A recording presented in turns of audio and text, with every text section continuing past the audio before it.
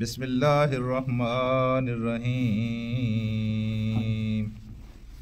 وَاضْرِبْ لَهُمْ مَثَلَ الرَّجُلَيْنِ جَعَلْنَا لِأَحَدِهِمَا جَنَّتَيْنِ وَاضْرِبْ لَهُمْ مَثَلَ الرَّجُلَيْنِ جَعَلْنَا لِأَحَدِهِمَا جَنَّتَيْنِ مِنْ أَعْنَابٍ وَجَعَلْنَا بَيْنَهُمَا زَرْعًا صدق اللہ العلی العظیم۔ رفقائے محترم، دو آدمیوں کی مثال یہاں بیان کی گئی ہے۔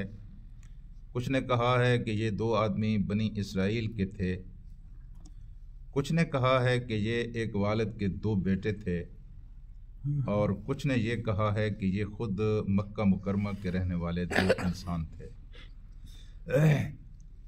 لیکن چونکہ اللہ تبارک و تعالیٰ نے ان کا یہاں کوئی نام نہیں لیا کہ یہ کہاں کے تھے اور کس طرح کے تھے، بس ایک مثال کے ذریعے ایک بات کو سمجھایا گیا ہے۔ یہ دو آدمی ہر دور میں موجود ہوتے ہیں، یہ دو کردار ہیں، آج بھی موجود ہیں، کل بھی موجود تھے، آئندہ کل بھی موجود ہوں گے۔ اللہ تعالیٰ مثالوں کے ذریعے اس لیے بات کو سمجھاتا ہے کہ مثالوں کے ذریعے بات زیادہ سمجھ آتی ہے۔ تو یہاں کہا ہے وَاضْرِبْ لَهُمْ، بیان کیجئے، لَهُمْ، ان کے لیے، رَجُلَيْنِ، ان دو آدمیوں کی مثال، مَثَلَ الرَّجُلَيْنِ، ان دو آدمیوں کی مثال ان کے سامنے بیان کیجئے کہ جَعَلْنَا لِأَحَدِهِمَا جَنَّتَيْنِ مِنْ أَعْنَابٍ، کہ ان میں سے ایک آدمی جو تھا اس کو ہم نے دو باغ عطا کیے تھے، ایک باغ بھی عطا نہیں کیا تھا بلکہ اس کو ہم نے دو باغ عطا کیے تھے۔ یعنی یہاں بہت سارے لوگ ایسے ہیں جو صلاحیت کے اعتبار سے، طاقت و قوت کے اعتبار سے اس قابل نہیں ہوتے تھے ان کے پاس اتنی دولت ہو، لیکن اللہ تبارک و تعالیٰ ان کو عطا کر دیتا ہے۔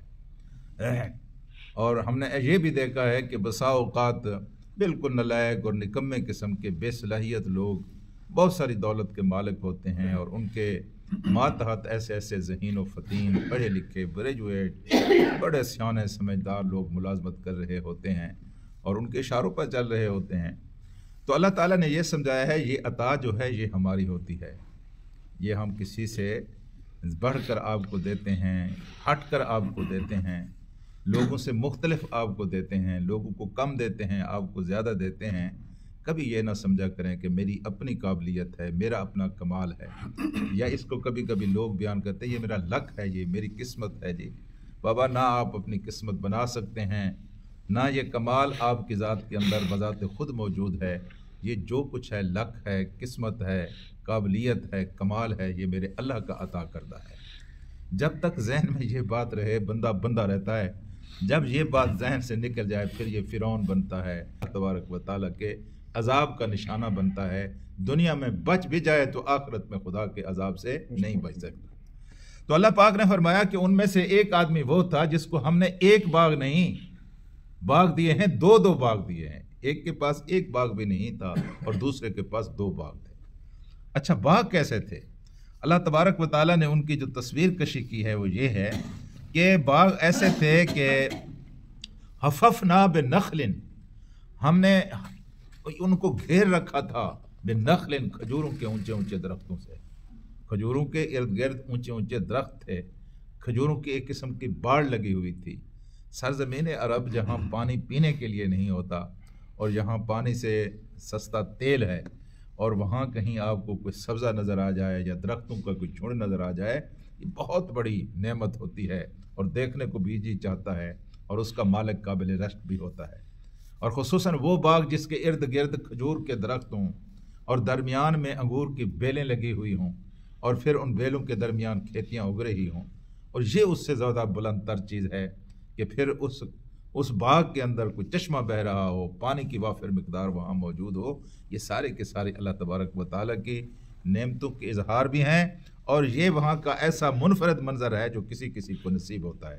اس کی تصویر کشی اللہ پاک نے کی ہے کہ حففناہما، ان دونوں باغوں کو ہم نے گھیر رکھا تھا، بنخل، کھجور کے درختوں سے، وجعلنا بینہما زرعا، اور کھجور کے درخت ارد گرد تھے، درمیان میں انگور کی بیلیں تھیں، اور پھر درمیان میں جو زمین بچی ہوئی تھی اس کے اوپر وہ فصلیں کاشت کرتے تھے، اور قسم و قسم کی ان کو اللہ تبارک و تعالیٰ یعنی فصلوں کے ذریعے بھی انکم دے رہا تھا۔ ہر قسم سے خوشحالی اور ہر قسم کی ان کو اللہ تعالیٰ نے اپنی نوازشوں سے نوازا ہوا تھا۔ अल्लाह पाक फरमाते हैं कि हमने ये सब कुछ उसको दे रखा था। किलतल जन्नतैन आतत उकलहा वलम तज़लिम मिनहु शैया व फज्जरना खिलालहुमा अन्नारा, कि दोनों बागों से बेपनाह उनको इनकम हो रही थी, बेपनाह उनको आमदन हो रही थी, और फिर उसमें से किसी चीज़ की कोई कमी नहीं थी। लेकिन उन दोनों बागों के दरमियान फिर अल्लाह तबारक व तआला फरमाते हैं कि दरमियान में हमने पानी की एक नहर भी जारी कर दी। ये ज़बरदस्त किस्म का एक मंज़र है जो कुरान हकीम ने पेश किया है, और सरज़मीन अरब पर ऐसा मंज़र बहुत कम देखने को मिलता है। बात अधूरी है, अगली आयत में इसका किस्सा है कि एक तो ये किरदार था जिसको हमने एक बाग नहीं 2 बाग अता किए थे, अपनी मेहरबानियाँ और दुगनी मेहरबानियाँ, अपनी नवाज़शें और दुगनी नवाज़शें, किसी किस्म की कोई कमी नहीं थी। माल भी था, ज़बरदस्त माहौल भी था, मुआशरे में इज़्ज़त भी थी, वक़ार भी था, क्योंकि माल जिसके पास होता है बिलअमूम इज़्ज़तें उनकी होती हैं, तो उसके पास सब कुछ मौजूद था। इसके बिल्कुल साथ ही उसका एक भाई था जिसके पास कुछ भी नहीं था। कुछ कहते हैं कि वालिद की जायदाद से जो इनको हिस्सा मिला था, इसने उससे कोई बाग ख़रीदा और उसको तरक्की दी, दूसरे उसको सारे के सारे माल को अल्लाह के रास्ते में खर्च कर दिया जो बाप की विरासत से उसको मिला था। तो जिसको ये बाग मिला था उसने अपने भाई से कहा, वाह जी वाह, देखो तो सही, हम तरक्की कर गए और हम कहाँ से कहाँ पहुँच गए। ये बिलअमूम कज़न एक दूसरे से बातें करते हैं, जो आगे बढ़ जाएं दूसरा पीछे रह जाए। देखे तेरा कोई हाल है जी, हमने ये किया है वो किया है, कहाँ से कहाँ पहुँच गए हैं।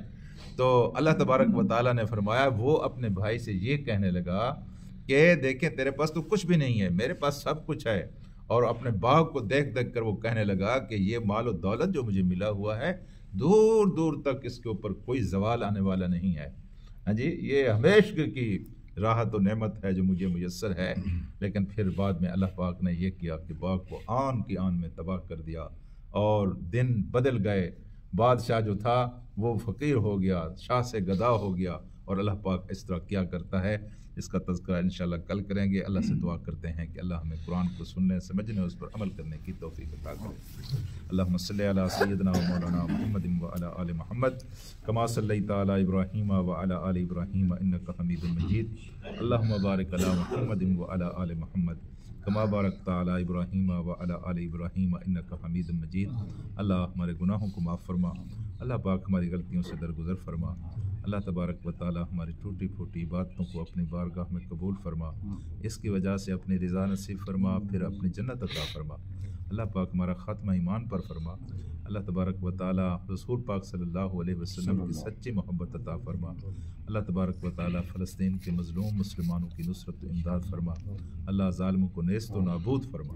अल्लाह तबारक व तआला हमारे वालिदैन की मग़फ़िरत फरमा। अल्लाह पाक हमारे बच्चों को नेक और साले बना। अल्लाह पाक सआदत की ज़िंदगी अता फरमा। अल्लाह पाक शहादत की मौत नसीब फरमा। व सल्लल्लाहु तआला अला खैरि खल्क़िही मुहम्मदिन व आलिहि व सहबिही अजमईन बिरहमतिक।